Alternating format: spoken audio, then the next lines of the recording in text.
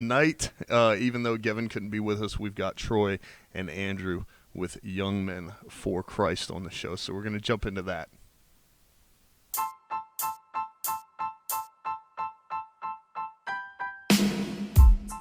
Welcome to the Business and Brews podcast, where our mission is to highlight local businesses in the Triangle area and shed light on different industries.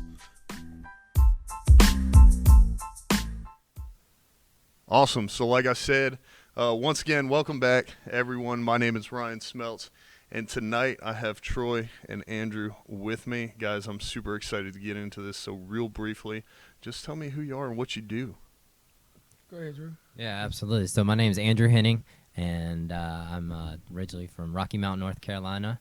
Married, got 3 boys. My wife and I going on our 5th year anniversary, and but more importantly, I'm part of YM4C, Young Men for Christ, which is sitting next to the director right here, the visionary, Mr. Troy Johnson. He and I were able to connect just about 2 years ago on via social media.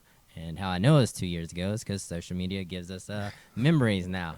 And so just through like-minded, I think like-minded people just connect. And when they have the same goals, passions, and just story, then you can align. And that's kind of why we're here today. That's awesome. And so I'll throw it over to Troy.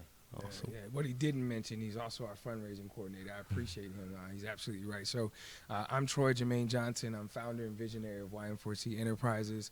YM4C is a nonprofit organization that pours into the underserved here in the Southeast Raleigh and surrounding areas. We focus on young men, ages 9 to 17, through life skills, character-based education, and physical activity. Since June of 2013, we've been able, through our 4-part programming, to impact the lives of over 1,000 people. Wow, that's amazing. Yeah, man. Well, I just want to thank both of you for coming out tonight. I really appreciate you. Yeah. And thanks, yeah, definitely.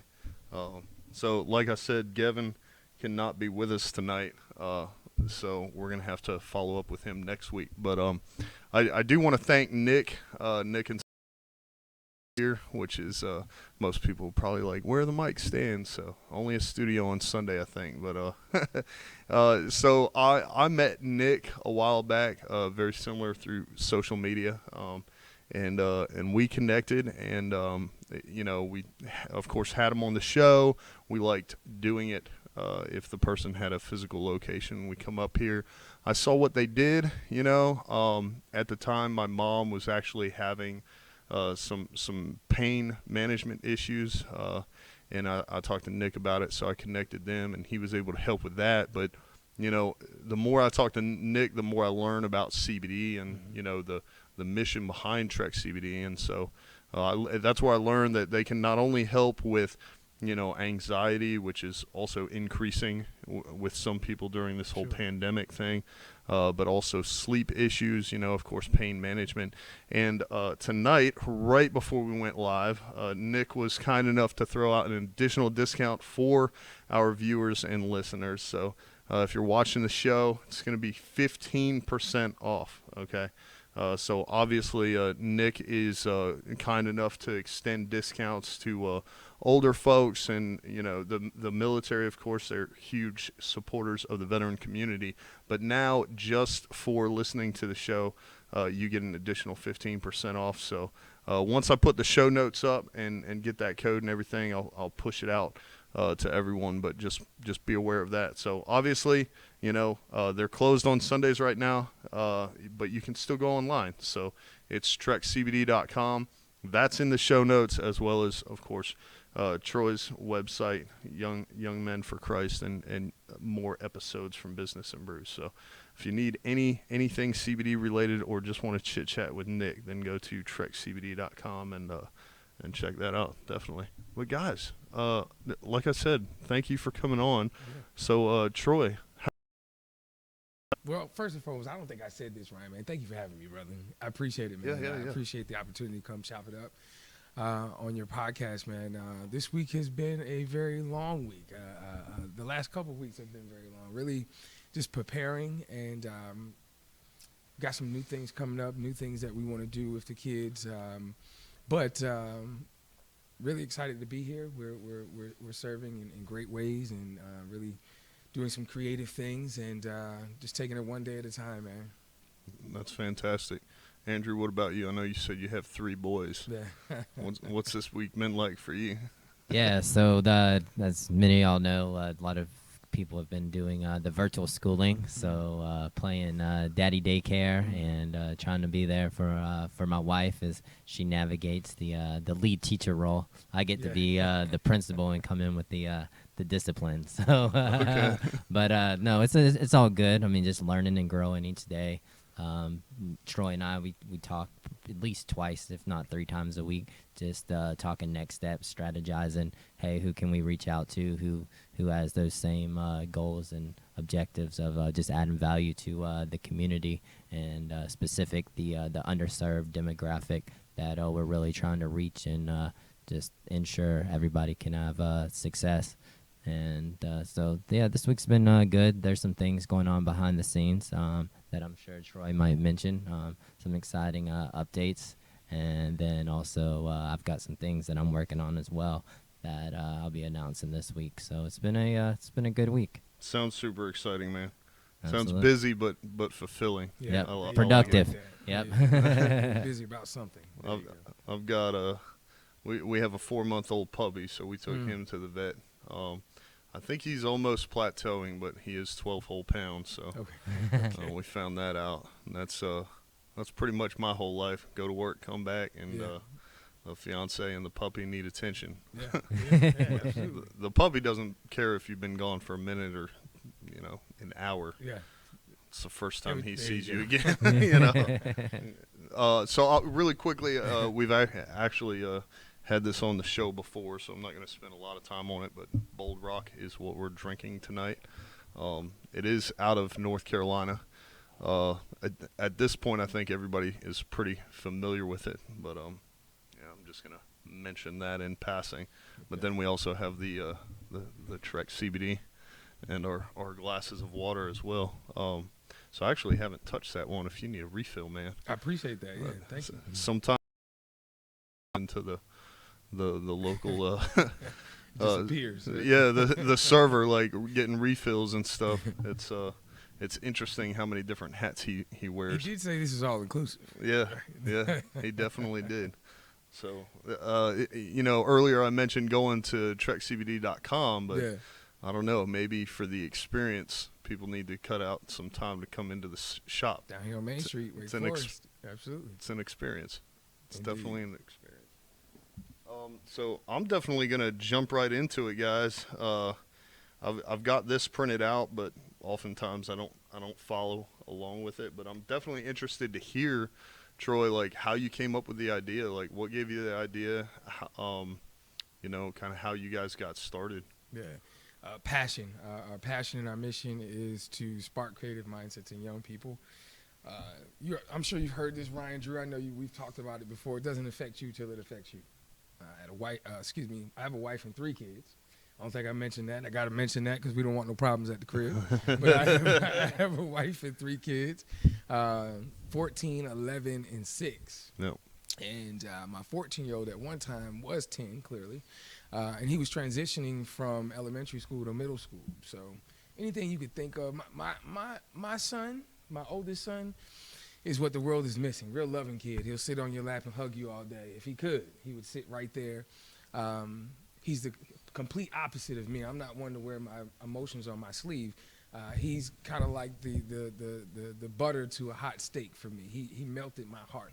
I was conditioned because when I was giving him to pour into him, totally different. So I had to mold him and mature him, which also matured and molded me. But he was dealing with bullying and everything that else goes on with school, and really was on the bus. And there's not much I could do just standing at the bus stop. He still had to go to school.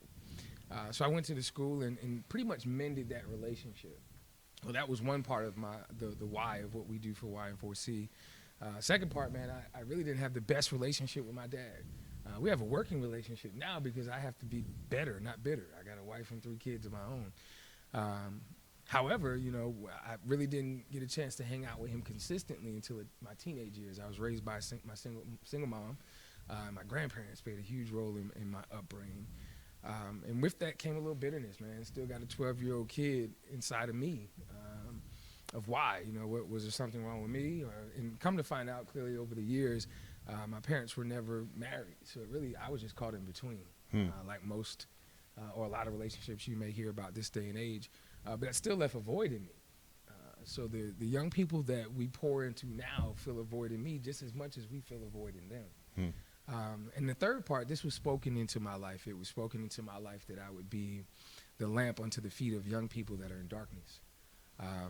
And when it was spoken into my life, I laughed, Ryan. I did, because obviously prophecy speaks to your potential, not to where you're at. In most cases, what's spoken is to give you encouragement to move forward as you walk in it. But when it was spoken, man, please, there's no way in the world. Not me, not this guy. But so it was those three things. It was the hurt from my past, the love of my children, and it being spoken over my life that in June of 2017, we started YM4C. If I could be more specific, it was June 13th of 2017. And we started in 2 classrooms in the church, and really the whole goal was to take a very simple formula: fellowship over a meal, positive, popular conversation, and team-building activities, and help to mature, guide, empower, and inspire young people to bring the best out of them. Our first lesson was 30 positive character traits of a good man. And we broke that down for the whole month. We used anything that was dealing with a ball, Ryan. Football, basketball, kickball, soccer, I didn't matter. As long as it was a ball. The whole goal is to use sports to bring people together. Sports is a natural, especially basketball, is a natural game that brings people together.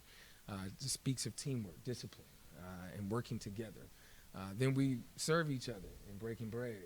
And then last but not least, we got to nourish the heart. So we sit down and we encourage and teach through a lesson. From there, Ryan, it just grew, man. It just really grew.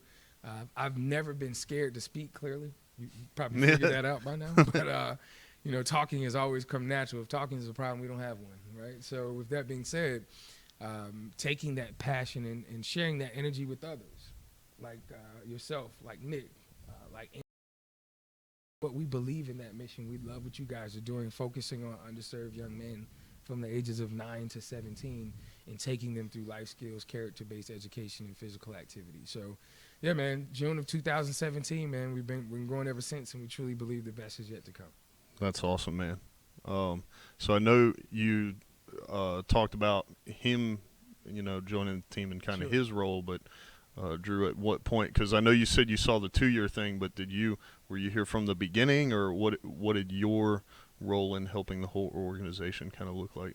Okay, yeah. So let's see. We'd met at Starbucks on Capitol and Spring Forest about 2 years ago, and I mean just Troy's energy and like positivity. As he said, he has no problem talking, but he can articulate his thoughts very, very clearly, and so it's easy to buy in to, especially when you have something innate in you that you would like to accomplish too, like we were talking about earlier, legacy. And so I was able to go to one of the events. It's called the Ballin' for Brotherhood events, which he spoke of, which surrounds the game of basketball. And played some basketball with the boys, ate some pizza, and just got to know him and Troy, or the team, further. And just throughout the years, I mean, life happens, as I said, 3 kids, right? Yeah. And also, we live up in Wakefield, and so the area that we primarily is served is the Southeast Raleigh area. But here lately, like he said, there's always like a void, right? So I'm always thinking about, okay, what can I do that's bigger than Andrew, okay? And so how can I be selfless, not selfish? And so being able to, with the pandemic, right? We had a quote unquote new normal. Kids were gonna be going to be in school remote. So I'm big on alliteration, right? Like multiple letters sounds good, it's catchy. And I called Troy up and I said, hey Troy, we got to do a backpack drive. And he was like, no. He's like, do you know what that entails? And I said, hey, let's start with 100 book bags, and we'll figure out the rest. And so that was, let's see, the book bag drive happened, was it August? Yeah, August 29th. So that conversation was like July 28th of 2020. And he's like, then the next day, Troy calls me. He's like, hey, let's not limit ourselves. How about doing some produce boxes and lunch boxes as well for the kids, right? I'm like, okay, sure. And so just like with some strategic partners. Obviously, Troy has a lot of skin in the game with other organizations as well. And then this is where like Trek CBD came in as well. Another great organization, Find a Way Fitness, Kevin Guidry in Raleigh, North Carolina, just got voted best gym in Wake County. And I think Trek CBD just got an award as well. But so Scott and Nick were able to donate 48 backpacks. Wow. So our goal was 100, and we're halfway there, right? New goal. Yeah, new goal. New goal with this. That's exactly how it happens. And so I think we eclipsed like 300 backpacks. There's multiple organizations, and from that it's like, all right, now that we have the pieces like together, we have the outline. Let's like get down and dirty. Let's get in the nitty gritty, and so that's kind of where we're at today. Like, hey, how can we scale this thing to really be bigger than us, so we can make a greater impact, so that do we serve 11 kids, 15 kids? Yeah, but how can we get 300, 3,000, and to like the mass potential of what's out there? Definitely. That's awesome. So I'm also curious. I'm sure you guys went through it a little bit with this whole pandemic virus thing, but I mean, you're still here, so that speaks volumes in and of itself. But how did that affect what you guys are doing, and what adjustments or pivots did you have to make? Well, honestly, I'll never forget that day either, March the 13th. That's the day that our face-to-face program, this 4-part program that we've built out, have found and gained favor in several different spaces, had to be put on pause. Honestly, Ryan, I went through 2 weeks of depression. And I say that because it was building up so much that you assume that, okay, well, this is going well. But then I was reminded, Ryan, that, hey, man, you come from, you understand where a world before Wi-Fi and a world after it.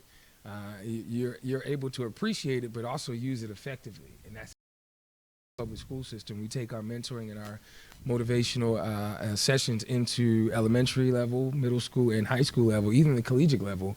And we had built out a program called Keep It 100. Speaks to the social and emotional learning of our children, and really speaks to character development.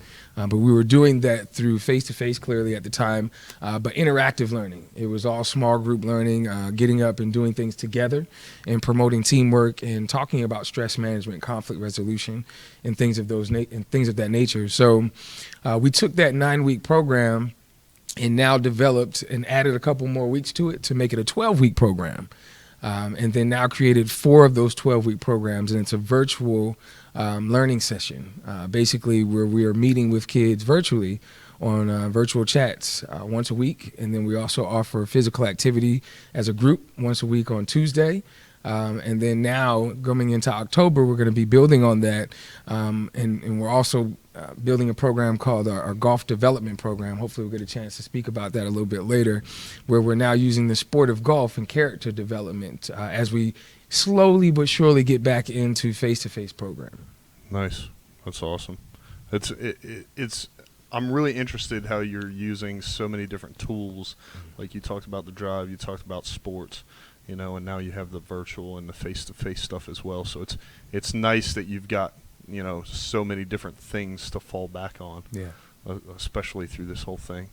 But so do you guys have other people that are directly involved in the organization, or is it mostly just partners and relationships that you build with other organizations? So we do have a leadership team of 7, but we've been able to not just survive but thrive because of those relationships, because of those community advocates, because of those businesses in the community that believe in what we do. So as an organization, we have a leadership team of 7, young ladies and young men, all come together to spark creative mindsets in young people, serve as mentors, as well as consultants for the organization.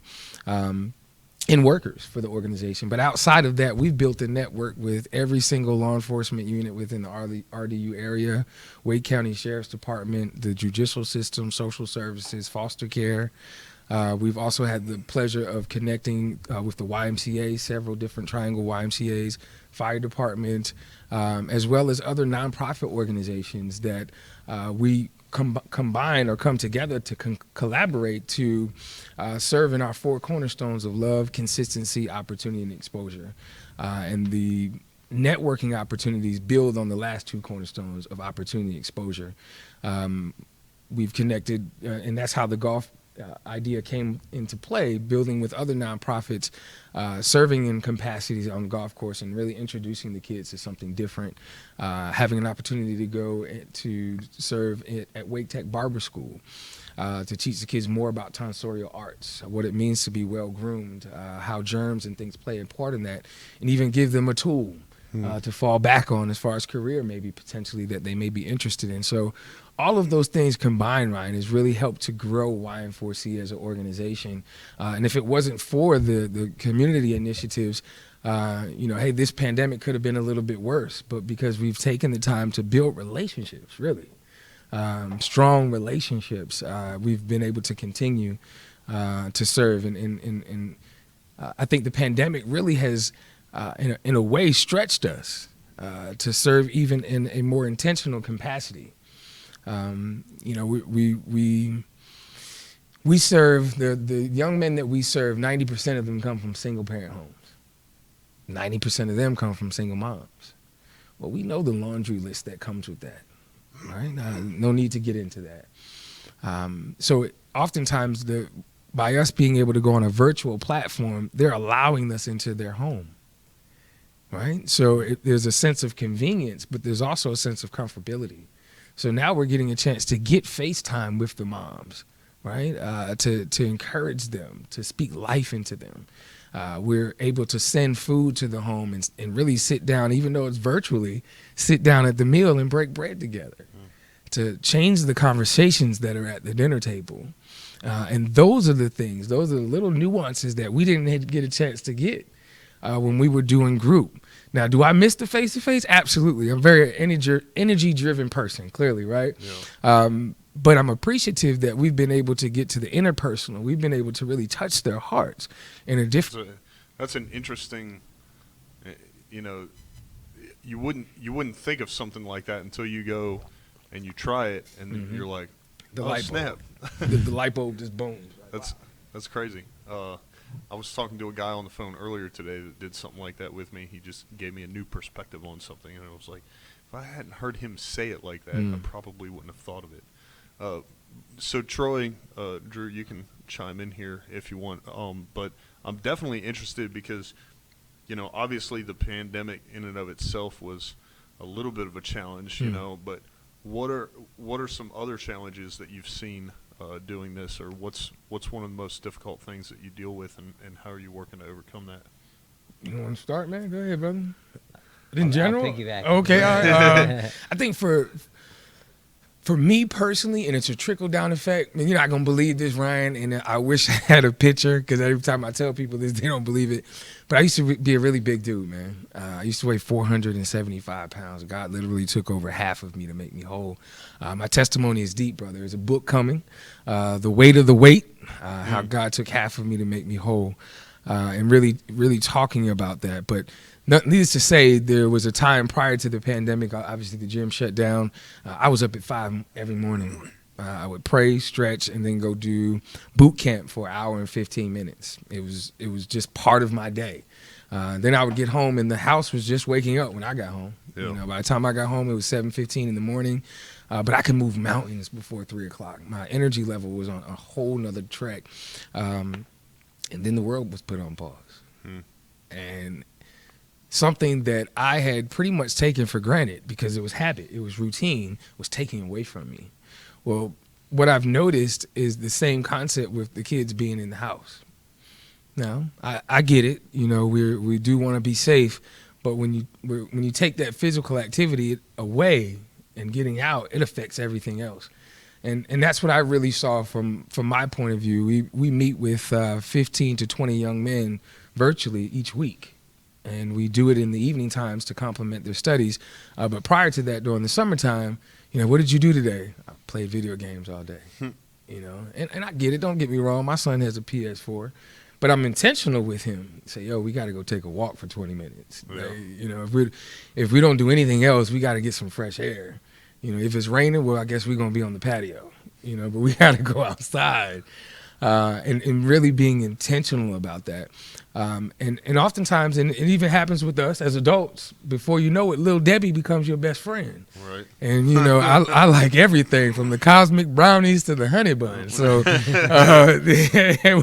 with that being said, it has the potential to catch up with you. Yeah. And we know childhood obesity is running rampant.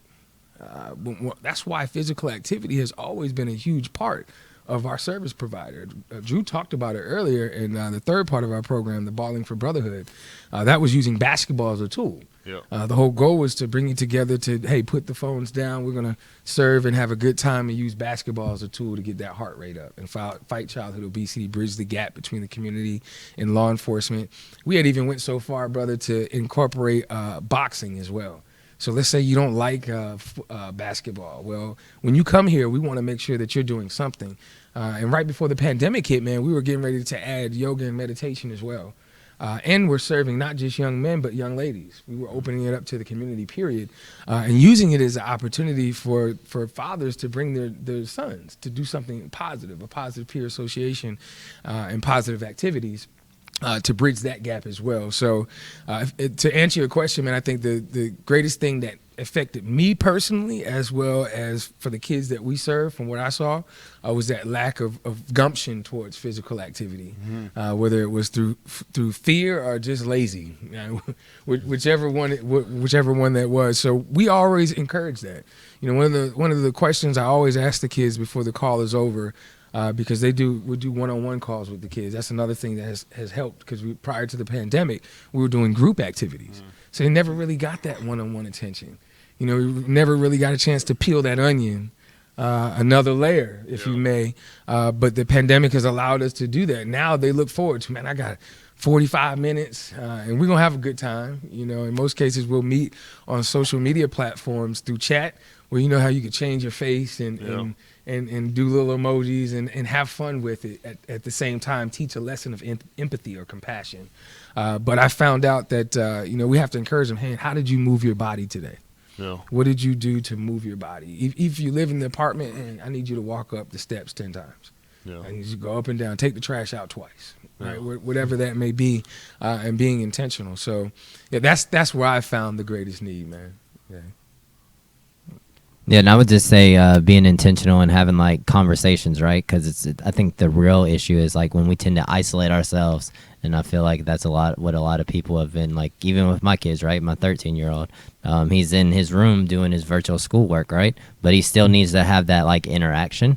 So I mean, I think it's great what Troy's been able to do to have those one-on-one conversations, because it's like, if you're just on a Zoom call, right, it's real easy to mute yourself, turn the camera off, and maybe type something in the chat. But having those one-on-one conversations, so I would just think I think that's been tough, like for kids to maybe more of an introvert or even an extrovert too, because I'm an extrovert, and not being able to like go out and about, I'm fueled by like other people's energy. So like being stuck at the house, it's like, oh man, what am I gonna do to like be productive? So like just having that like challenge, having my to-do list, my goals in front of me as well. So not just from a personal standpoint, but just from a platform standpoint, how can we keep like these kids like goals in front of them, but be intentional so that they can be able to just keep moving and not be 3-6 months behind on what goals and stuff that we've set and they've set for themselves at the beginning of the program.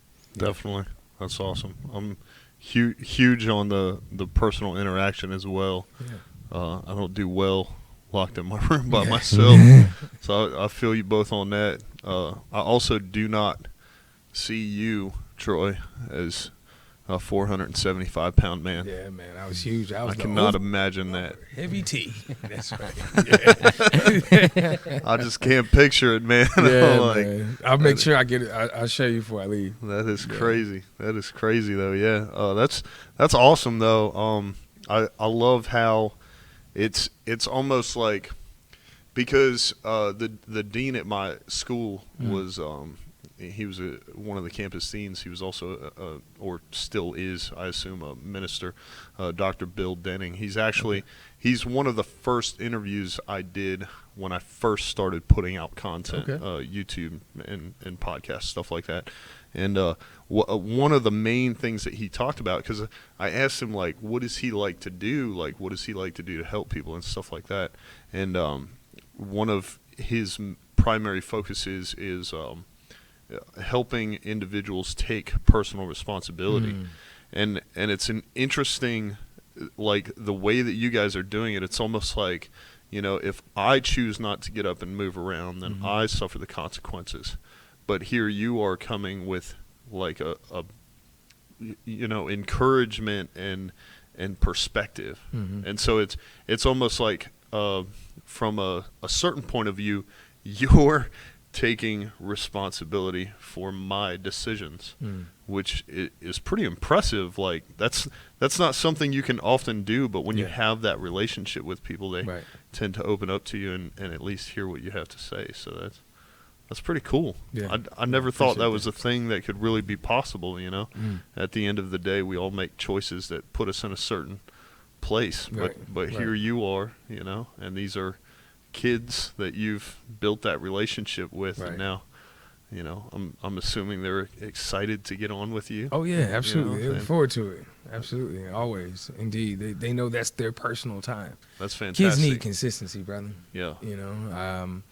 So they know for the next 12 weeks, man, that if it's 6 o'clock on Tuesday, we'll be right there, waiting on you for that little bell to go off, that you've just entered the room. So, they look forward to it, man. But you're right. You said the key word, though, Ryan, relationship. Yeah. We always talk about everything starts with the conversation. Oftentimes it's isms, phobias, bias, assumptions, or stereotypes that stop us from having the conversation. But you don't know what you don't know, and you won't know until you ask. So we're appreciative that we've gained respect, favor, and are equipped with the skills to be able to forge and build that relationship. But we're trained. We use evidence-based materials. We always seeking knowledge to make sure that we can sharpen our tools to get better, to not just offer the information, but facilitate in any capacity. I truly believe I can talk to anybody, Ryan. I was built for this type of work. So, yeah, that's really awesome. That's fantastic. So, next, I think we're gonna jump into one of my favorite segments. It's questions we've had brewing. Okay. For anyone who's seen the show, this is definitely probably my favorite part. But normally at this stage we would have audience questions. I think when they can't hear the sirens out there. That's loud.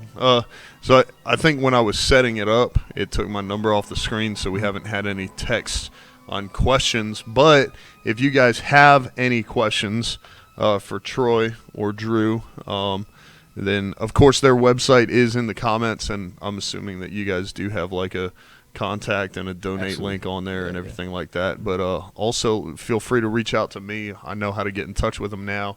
So I can definitely, whether you're thinking about starting your own outreach program or organization, or you want to know how you can connect with them and be a part of what they've got going on, then definitely, leave it in the comments, send us a message, shoot me a text, or check out their website. It's the first one at the top of the description there. But so I'm going to start off with the first one. I know you guys are pretty busy guys. You each have 3 kids. I'm over here with just a 4-legged furball, So Drew, when you're not, chipping away at the organizational goals, what do you like to do for fun? Yeah, so I mean, first and foremost, I love just hanging out with my wife and family, right? Recently, we discovered, we've known about a local park here, but we actually discovered some nature trails. And so trying to venture out to those, like we just alluded to earlier, like that physical activity. Well, there's something special about just being out in nature. There's the nature trail is actually at Forest Ridge Park. So there's a shoreline park or a shoreline trail that you can walk on. So I've been able to take the boys out to that. My wife and I, we like a good a good night out on the town, get some good food, just that quality time, right? So anywhere, obviously we're all purpose-driven people, right? So, but being able to have that quality time to say, all right, hey, I'm gonna go build with Troy now, having that okay, because she knows that where my heart is at, and where like I've been able to spend time with her to be able to say, all right, hey, we're good, we're on the same page, we're building something bigger than us here. So. Yeah, I really like getting outside with the boys. Totally. Sorry, I'm playing tech guru right now too. But what about you, Troy? What do you like to do for fun? Well, same, wife and 3 kids, man. But what I have found with the pandemic, I have turned into Chef Troy RD. So Chef Troy RD, the inner fat boy comes out, Ryan, and I have been using some of the tools my wife has in the kitchen. She has a bread maker, panini press, so I've really been taking the 6-year-old, my 2 sons. They always want to help, especially my youngest one, the 6-year-old, always, Dad, can I help? So he wants to help with everything. So we've been trying new meals. We've actually have been using cooking to unite ourselves. I'm more of a griller. Anything that's on the grill, I take care of. But we have found new recipes, even using the crock pot to do things together. I've even taken I get on people that take pictures of their food, Ryan, and put them on social media. Like, why? Like, you're not going to share. But anyway, with that being said, man, I even bought some plating set, some nice plates, and started plating the food. I say, well, if I'm going to take a picture, I'm not just going to take any type of picture. We want some nice plates to do it on. So I found myself taking Chef Troy RD's super meals and really connecting with the kids, man, using it as a tool, and feeding the belly. Can't go wrong with that. I like it. I like how you Chef Troy RD. Chef Troy RD. That's right. I dig it. So this is probably going to be my favorite question tonight, because I know you've probably got a lot. I know you said you're writing a book, but what content are you guys consuming? Podcast, audio, book, actual book, YouTube videos? What do you like to listen to, watch, or read? Yeah, so I'm all about content consumption, right? I'm a big Dave Meltzer guy. He's got Game Times Decision, so going through that book again. Real Estate by Gary Keller of Keller Williams. Huge. I know we were talking about like personality, the disc. I'm a huge DI, so like I want the short and sweet, but I want a lot of it, right? And so love podcasts, Gary V. Just anybody who's like upwardly mobile that can when you're walking through a minefield, right? It's best to walk in somebody else's footsteps.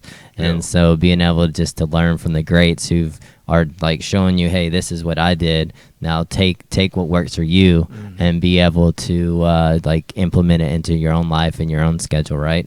And so Dave Meltzer, Gary V.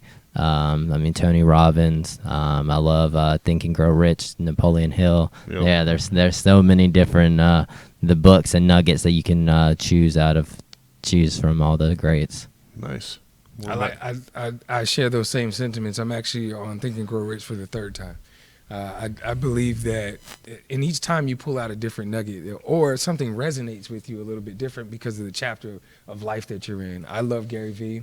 I'm an energy guy. Yeah. So no dry eyes. No, I'm not with the dry eyes. I'm really big on energy, body language.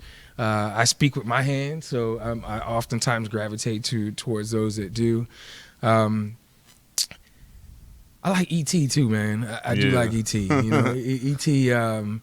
he has a heck of a blueprint, you know, and for me, more than his words, his business model. Yeah. Those are the things that interest me. I take nothing away from him, but I have just as much talent. I have just as much energy. Just as much of a story. So how can I take the blueprint? How can I take the things that they've done well? You spoke of a minefield, right? And really, where does that fit into what I'm doing, if at all?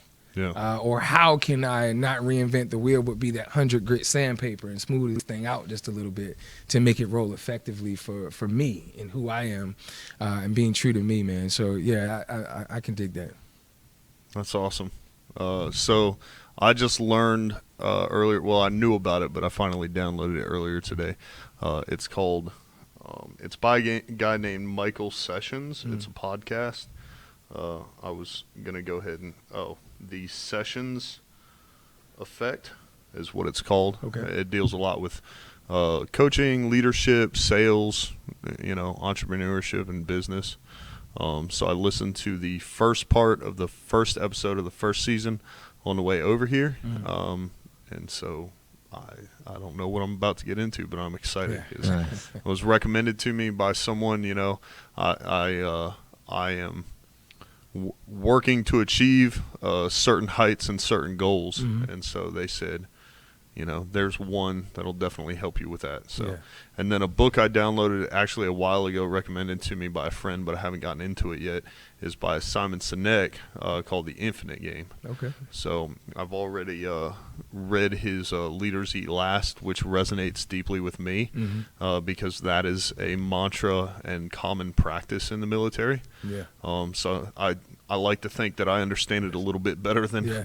even the people that read his book, but I'm excited to dive into The Infinite Game and listen to sounds that, good. because Yeah. I agree with you. And then, after I download it on Audible, I own it, and just like Think and Grow Rich is in there, and I Right. listen to those about 10 times each, Yeah. because sometimes I forget or learn something Yeah, new right. each time. There you go. So this one, we're going to change it from the question is, if you could have a beer with anyone, who would it be and why?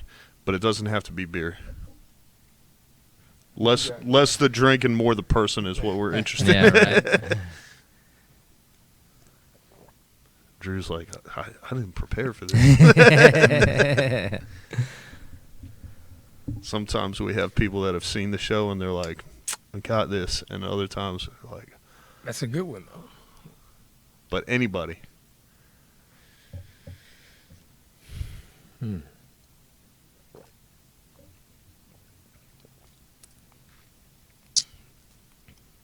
I love to. I'm a sports fan, so I'll take this back to my childhood. For me, though soccer was my first sport, my sport in high school was football. Okay. I'm an '80s baby, so in the beginning of the '90s, there was this dude named Bo Jackson, and I had the Bo nose in my room, and it was framed. And between him and Deion Sanders, I just, those were my dudes, man. You couldn't tell me anything. You couldn't say anything bad about Bo Jackson. He was before his time anyway. So if I could, from a sports perspective, I would love to sit down with him and just talk, ask questions, pick his brain, and share anything. I don't care if it's a cup of water, But yeah, that's who I would pick, man. That's one of my childhood heroes. So yeah, that would be mine.